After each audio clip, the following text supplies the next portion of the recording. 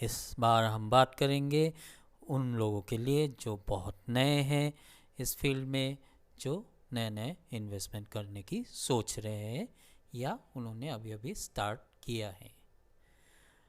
तो मैं हूँ आपका दोस्त और होस्ट आशिक अबरार, फन स्टोरी की तरफ से। तो आइए शुरू करते हैं आज का एपिसोड। ये आपने बहुत बार देखा होगा टीवी के ऐड में कि म्यूचुअल फंड्स सही है, पर बहुत लोगों को ये पता ही नहीं कि म्यूचुअल फंड्स क्या है। तो पहला हमारा काम है कि म्यूचुअल फंड्स क्या है वो जान लेना। तो पहला चीज़ आपको ये नोट करना है कि म्यूचुअल फंड्स क्या है। इन्वेस्टमेंट व्हीकल्स, जैसे आप गाड़ी से पॉइंट ए से पॉइंट बी तक जाते हैं, वही इन्वेस्टमेंट करके आप का पैसा पॉइंट ए से पॉइंट बी तक जा सकता है। ठीक है, तो ये होता कैसे है, इसके अंदर क्या होता है। ले लीजिए एक एग्जाम्पल के माध्यम से हम इस बात को समझने की कोशिश करेंगे। राहुल, नाम तो सुना ही होगा। रानी, ओके, जब रानी है तो राजा भी होगा। तो ले लीजिए ये 3 लोग हैं जो इन्वेस्ट करेंगे, राइट। तो ये क्या करेंगे, अपना पैसा उठा के, हो सकता है राहुल ने ₹1,00,000 दी हो, रानी ने 2 लाख दिया हो, राजा ने 10,000 दिया हो। तो ये सारा पैसा क्या करेंगे, म्यूचुअल फंड के स्कीम में वो लोग डाल देंगे। ठीक है, फिर आगे बढ़ते हैं। तो क्या होगा, म्यूचुअल फंड के स्कीम में ये पैसा आ गया। जैसे ही आपका इंश्योरेंस में किसी ने प्रीमियम 10,000 दिया, किसी ने 20,000 दिया, तो सेम वे पे यहाँ पे पैसा म्यूचुअल फंड के स्कीम पे डेली बेसिस पे आ रहा है। फिर वो क्या करेगा, पैसा फंड मैनेजर और जो टीम है वो सोचेगा उस पैसे से क्या करना है। ऑब्वियसली एक बात याद रखिएगा, म्यूचुअल फंड का जो स्कीम है उसमें पहले ही लिखा रहता है कि वो म्यूचुअल फंड स्कीम क्या करने वाला है, कहाँ पे इन्वेस्ट करने वाला है। जैसे कि वो क्या गोल्ड में इन्वेस्ट करेगा, सोना, या फिर शेयर मार्केट में करेगा। शेयर मार्केट में करेगा तो कैसी कंपनियों में करेगा, दवाइयों की कंपनी में करेगा कि बैंक्स में करेगा, कि दवाइयाँ बैंक्स और भी बाकी सारे जो भी शेयर मार्केट के कंपनी, शेयर मार्केट में कंपनीज हैं खरीदने के लिए, उसमें करेगा। तो वो पहले ही लिखा रहता है, वो उसको बोलते हैं स्कीम का ऑब्जेक्टिव। उसमें लिखा रहता है कैसे कैसे वो इन्वेस्ट करने वाला है। फिर उसी जो भी इन्वेस्टमेंट का ऑब्जेक्टिव है, उसी में से कौन सा स्टॉक या शेयर लेना है नहीं लेना है वो कौन डिसाइड करेगा, फंड मैनेजर और उनकी एक टीम होती है वो। और इसमें ध्यान रखिएगा, जो फंड मैनेजर होता है, ऐसा नहीं कि आज किसी को ले लिया वो फंड मैनेजर बन गया। उनके पीछे मतलब उनके पीछे बहुत बड़ा एक्सपीरियंस रहता है। एक्सपीरियंस के अलावा उनके पास क्वालिफिकेशन रहता है। ऐसा नहीं कि किसी ने मास्टर डिग्री किया या कहीं से भी एमबीए किया, ऐसा नहीं। आईआईएम, आईआईटीज़, फिर आपका जो भी सीए, जितने बड़े बड़े डिग्रीज हैं उनके पास होता है। तो after a great deal of experience and qualification they become fund manager. तो उनके ऊपर ये दायित्व रहता है कि वो पैसा कहाँ लगाएंगे। और रिसर्च टीम होता है उनके पास, वो बताती हैं कि देखिए ये कंपनी ऐसे करने वाला है, वो कंपनी ऐसे करने वाला है। फिर क्या करेंगे, इनको वो एसेट्स बाय करेंगे। अभी मैंने बेसिकली एग्जांपल दिया था शेयर मार्केट का, लेकिन एसेट्स क्या होते हैं, जिससे हमको इनकम हो।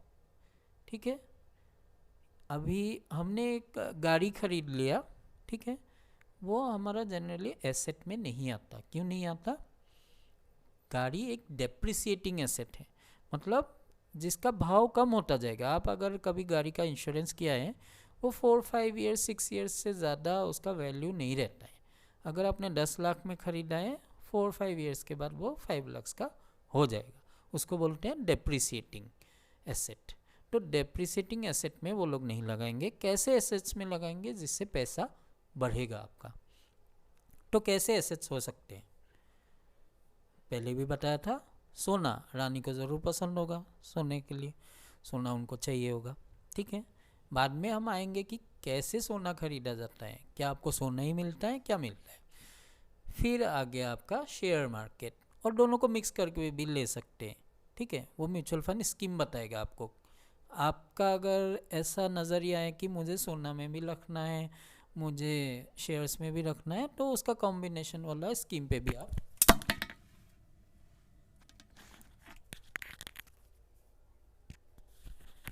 इसको रख सकते हैं। सो ये हो गया आपका एक बात।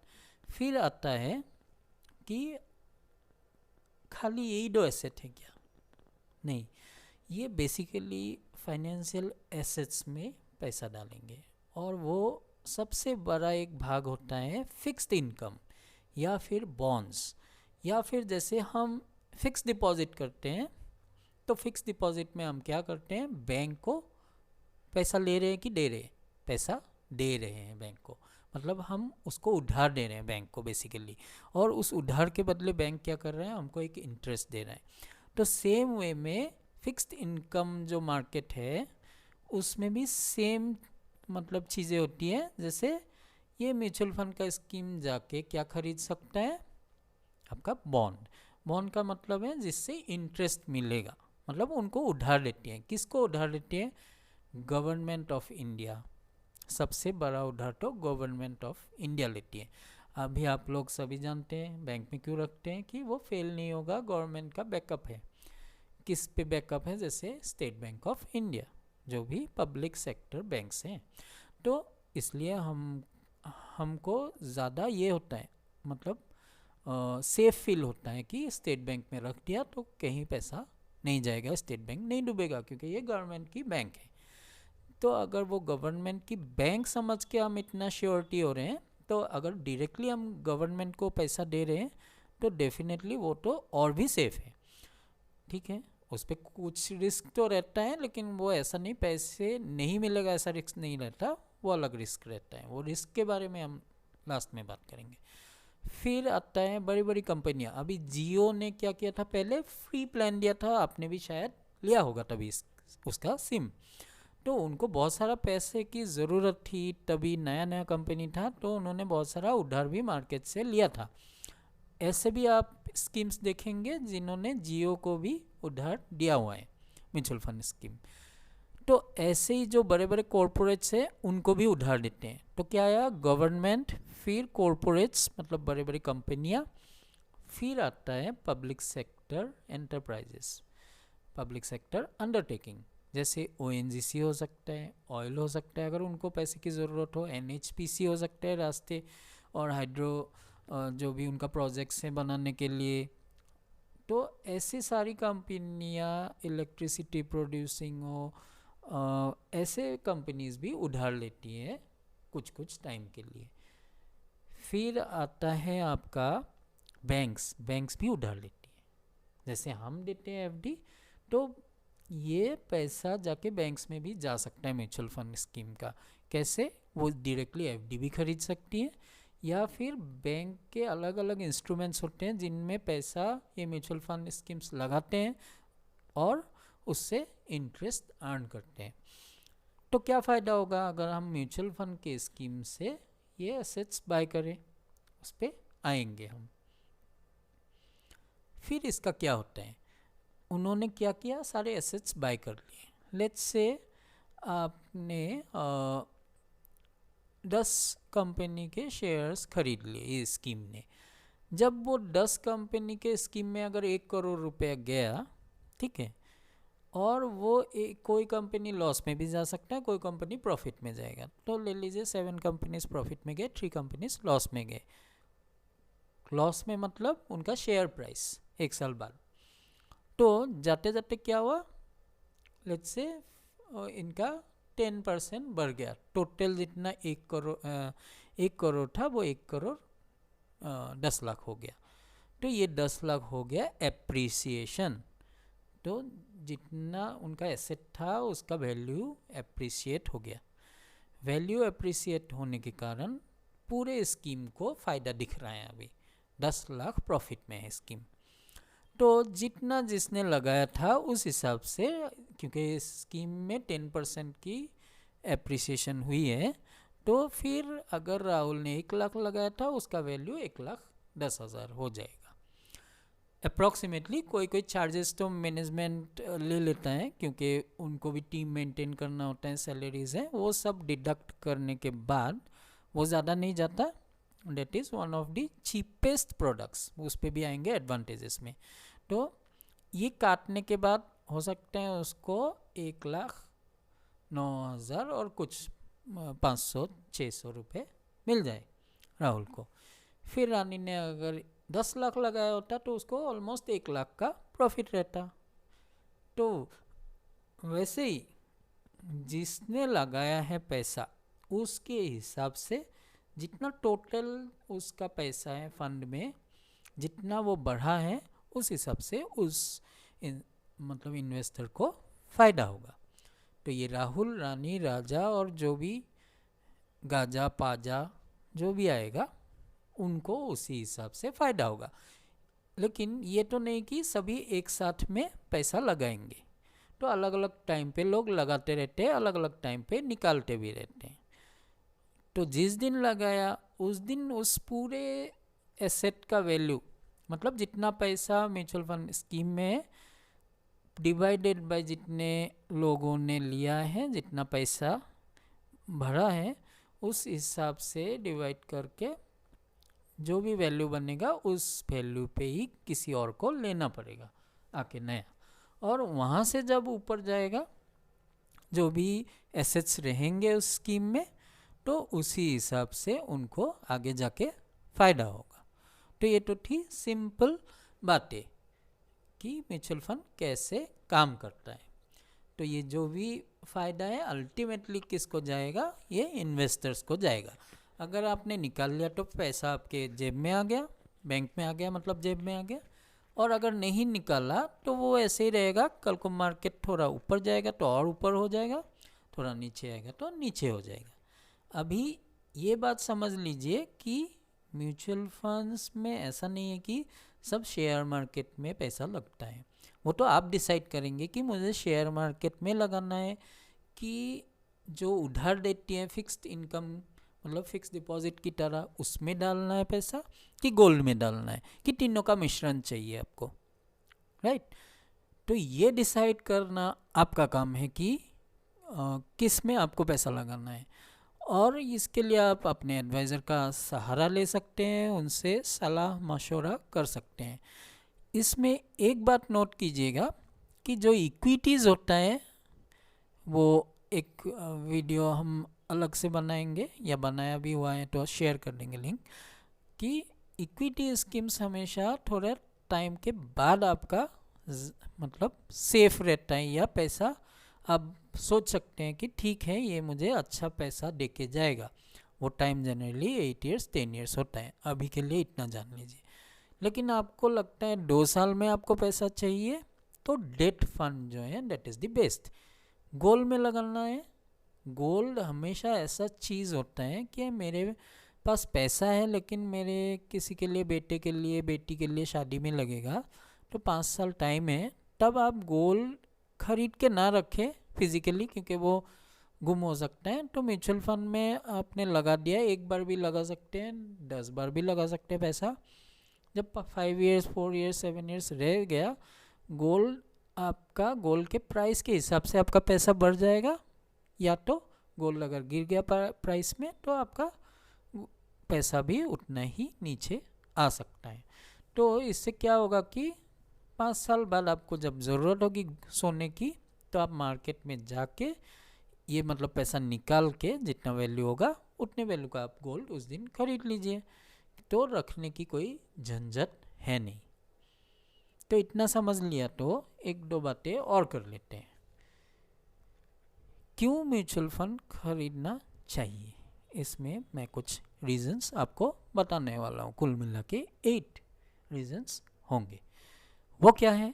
कन्वीनियंस, मतलब आप आराम से बैठे बैठे आपके घर से मोबाइल से आपका अकाउंट रेडी हो जाएगा। सिर्फ आपको क्या क्या ज़रूरत है? पैन कार्ड, आधार और ड्राइविंग लाइसेंस या फिर वोटर कार्ड, बैंक अकाउंट जिसमें या तो नेट बैंकिंग हो या तो यूपीआई हो, और पासबुक हो या तो चेक हो। ये कोई भी कॉम्बिनेशन चलेगा, लेकिन बैंक अकाउंट से ही पैसा जाता है, इसीलिए एक सेफ्टी है। म्यूचुअल फंड में कोई कैश डील नहीं करते हैं आज के डेट में। सेकेंडली, ये क्या हेल्प करता है? एक चीज़ होता है इन्फ्लेशन। मान लो आपने जब स्कूल में आप पढ़ रहे थे तब फीस कितना था और आज के बच्चों का फीस कितना है। तो इसका मीनिंग क्या है कि टाइम के साथ कोई भी प्रोडक्ट या सर्विस का प्राइस बढ़ता है, मतलब इन्फ्लेट होता है, बढ़ जाता है। तो अगर पहले आपको इनकम 100 रुपये था, स्कूल का फीस 10 रुपये था, तो आप मेंटेन कर सकते थे। लेकिन आज भी आपको सैलरी 100 रुपये देगा, स्कूल का फीस 1000 रुपये आप दे सकते हैं? नहीं। तो इसका मतलब आपका सैलरी भी उसी हिसाब से बढ़ना पड़ेगा। तो एक इन्वेस्टमेंट आपने 100 रुपये उस टाइम किया, आज भी अगर आपको 100 रुपये मिले तो कोई फ़ायदा होगा? नहीं होगा। तो इसके लिए हम क्या बोलते हैं? ऐसा इन्वेस्टमेंट कीजिए जो क्या होगा, आपके इन्फ्लेशन, मतलब जितना प्राइस बढ़ता है चीज़ों का उससे ज़्यादा आपको फ़ायदा मिले। रिटर्न्स भी अच्छे आते हैं। आज तक आप अगर देखेंगे तो रिटर्न्स हमेशा ठीक ठाक आए हैं बाकी जो भी इन्वेस्टमेंट प्रोडक्ट्स हैं उसके मुकाबले। मतलब जैसे ले लीजिए, एक एग्जांपल लेता हूँ, बहुत लोग पब्लिक प्रोविडेंट फंड पीपीएफ में पैसा लगाते हैं, वो होता है 15 साल के लिए। सिमिलर जो भी चीज़ है म्यूचुअल फंड्स में, वैसा अगर आप खरीद लेंगे 15 साल और पिछले जो भी रिकॉर्ड है आप देखेंगे तो ये देखेंगे कि उसको बहुत गुना ज़्यादा पीपीएफ से रिटर्न्स आए हैं।